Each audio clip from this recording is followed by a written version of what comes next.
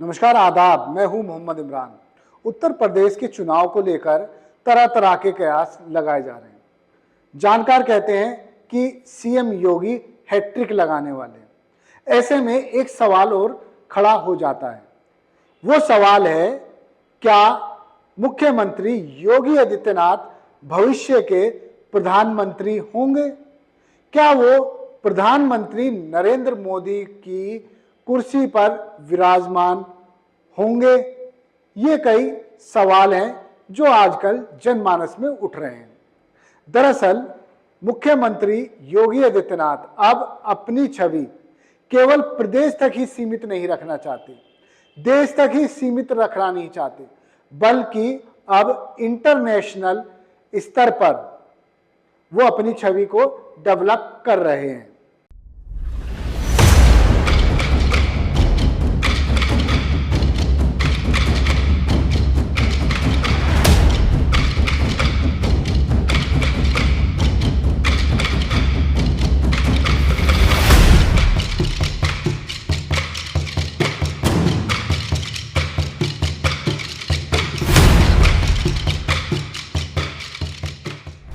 उत्तर प्रदेश में निवेश लाने के लिए उन्होंने सिंगापुर और जापान का दौरा किया है।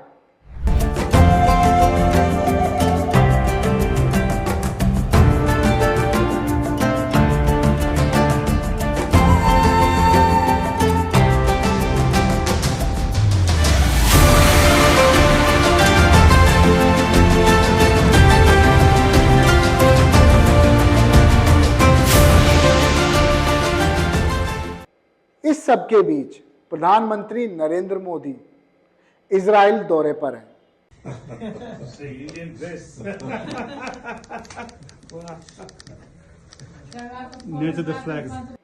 इजराइल के साथ भारत के संबंधों को बेहतर बनाने और उन संबंधों को नए आयाम देने के लिए प्रधानमंत्री नरेंद्र मोदी पहले पीएम हैं जो भारत के प्रधानमंत्री रहते हुए इजराइल जा रहे हैं और संबंधों को मजबूत करने की ओर कदम बढ़ा रहे हैं।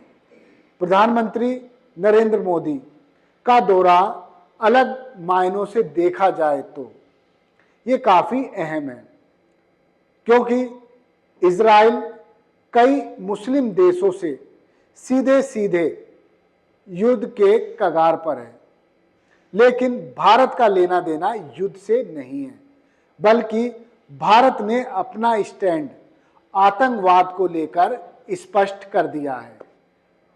प्रधानमंत्री नरेंद्र मोदी ने इजराइल के पीएम नेतन्याहू से मुलाकात के दौरान बिल्कुल स्पष्ट कहा और इजराइल की संसद को संबोधित करते हुए कहा कि हम आतंकवाद को बिल्कुल भी बर्दाश्त नहीं करना चाहते और आतंकवाद के खिलाफ हम इजराइल के साथ हैं। Honorable members, we are both ancient civilizations, and it is perhaps no surprise that our civilizational traditions also reveal philosophical parallels. In Israel, the principle of Tikkun Olam speaks of healing the world. In India, Vasudhaiv Kutumbakam affirms that the world is one family. Both ideas extend responsibility beyond immediate boundaries. They ask societies to act with compassion and moral courage. Judaism emphasizes halakha, guiding everyday conduct through law and practice. Hindu philosophy speaks of dharma, the moral order that shapes duty and right action. In both traditions, ethical life is lived through action and faith is expressed through conduct. There is an enduring similarity in our festivals as well.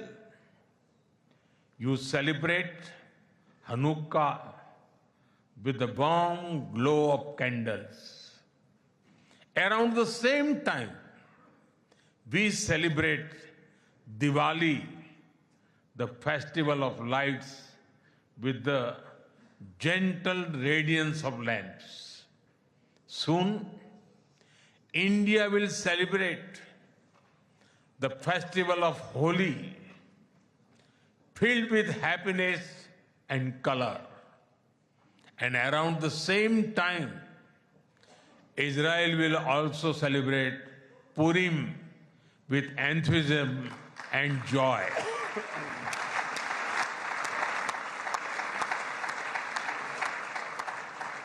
Honorable members, our shared ideals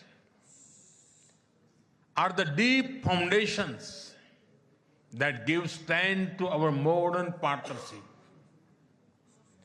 We are democracies shaped by history and focus on the future. Our partnership is grounded in shared experience and shared aspirations.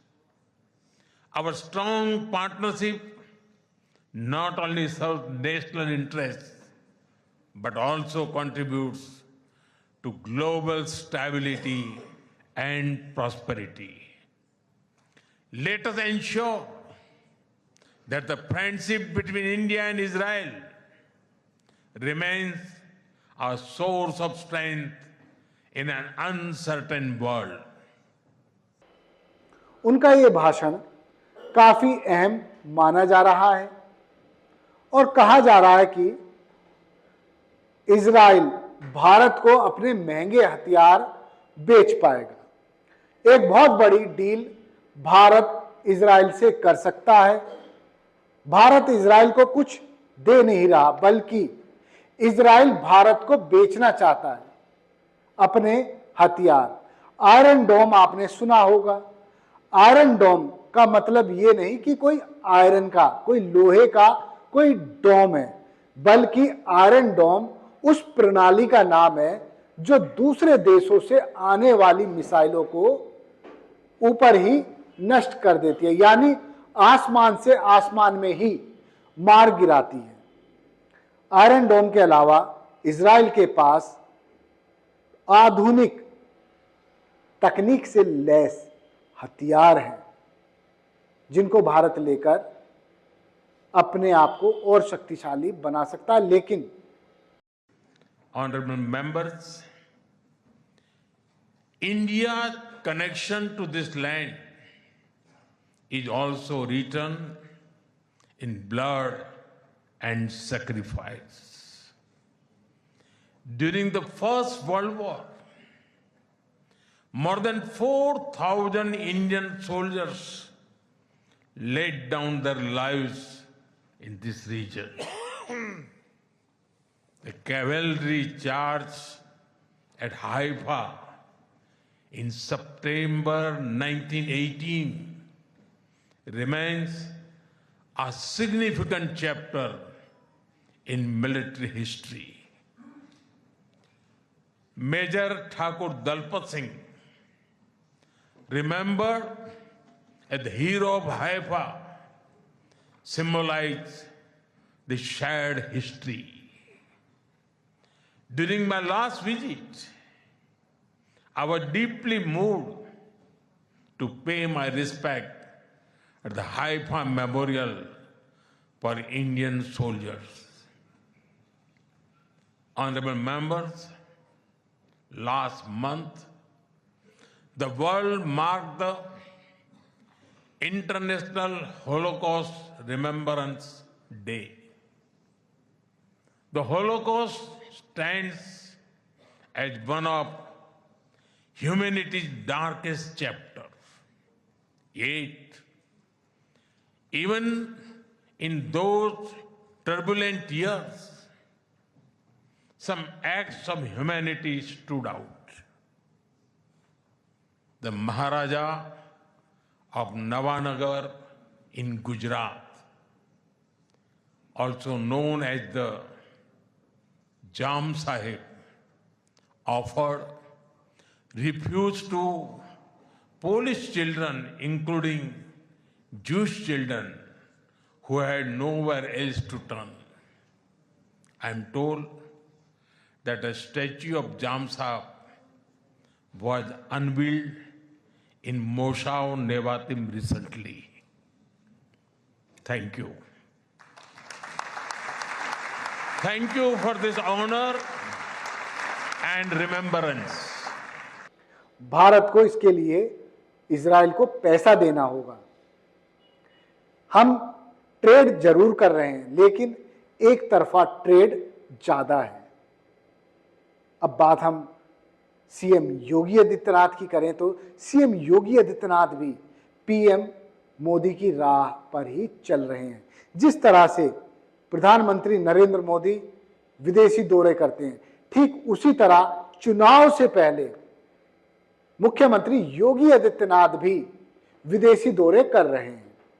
Singapore गए हैं, Japan गए हैं और हजारों करोड़ रुपए का निवेश लाने की दावे किए जा रहे हैं। मैं सबसे पहले यामानासी केन के माननीय राज्यपाल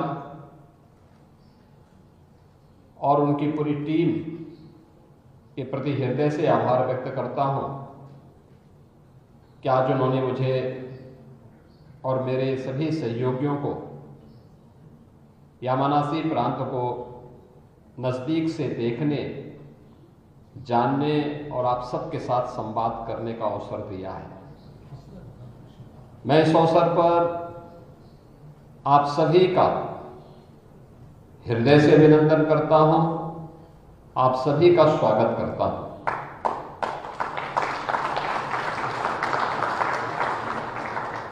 मित्रों, उत्तर प्रदेश भारत की आबादी का सबसे बड़ा राज्य है और 25 करोड़ की आबादी उत्तर प्रदेश में निवास करती है। जैसे प्रकृति की अत्यंत कृपा जापान के यामानासी प्रांत पर है, इसी प्रकार की असीम कृपा प्रकृति की उत्तर प्रदेश पर भी है। भारत की सबसे उर्वरा भूमि, भारत का सर्वाधिक जल संसाधन, भारत की सबसे बड़ी आबादी और अगर कहें तो भारत की आध्यात्मिक और सांस्कृतिक विरासत की भूमि भी उत्तर प्रदेश है। इन सभी सुविधाओं से संपन्न होने का लाभ उत्तर प्रदेश को प्राप्त होता है। आज भारत के यशस्वी प्रधानमंत्री श्री नरेंद्र मोदी जी के मार्गदर्शन में उत्तर प्रदेश विकास की एक नई ऊंचाइयों को प्राप्त कर रहा है। हमने अपनी उत्तर प्रदेश की नीतियों को रिएक्टिव की बजाय प्रोएक्टिव बनाया है और उसके परिणाम हम सबके सामने हैं कि 9 वर्ष में हमने उत्तर प्रदेश की प्रति व्यक्ति आय को 3 गुना करने में, वहां की अर्थव्यवस्था को 3 गुना करने में सफलता प्राप्त की। निवेश कब आएगा, कैसे आएगा, ये तो सरकार बता सकती है, लेकिन इतना जरूर है कि नोएडा, ग्रेटर नोएडा, यमुना प्राधिकरण क्षेत्र में ज्यादातर विदेशी कंपनियां इन्वेस्टमेंट करने को तैयार हैं, जिसके बाद यहां रोजगार के भी अवसर खुलेंगे। सिंगापुर में काफ़ी MOU हुए, जापान में भी हजारों करोड़ रुपए के CM योगी आदित्यनाथ ने MOU किए हैं। इसका मतलब ये हुआ कि उत्तर प्रदेश विधानसभा चुनाव 2027 से पहले CM योगी आदित्यनाथ अपनी छवि प्रदेश तक सीमित नहीं रखना चाह रहे हैं, बल्कि इंटरनेशनल इमेज बना रहे हैं। इसीलिए सरकारी और गैर सरकारी लोगों की टीम उनके साथ गई है और इस दौरे को सफल बनाने में जुट गई है। तो ऐसे में जानकार ये भी कह रहे हैं कि जिस तरह से प्रधानमंत्री नरेंद्र मोदी विदेशों में जाते हैं और उनका डंका बजता है, ठीक उसी तरह से CM योगी आदित्यनाथ भी विदेशों में जा रहे हैं और उनका भी डंका बज रहा है। यानी वो अपने आप को भविष्य के प्रधानमंत्री प्रेजेंट कर रहे हैं। खैर, विधानसभा चुनाव में क्या होगा और क्या नहीं, ये अभी से कुछ कहना गलत होगा। चुनाव के बाद ही पता चल पाएगा कि CM योगी आदित्यनाथ हैट्रिक लगाते हैं या कुछ और समीकरण बनते हैं। धन्यवाद। देखते रहिए जय हिंद जनाब। चैनल को लाइक और सब्सक्राइब करना ना भूलें। जय हिंद।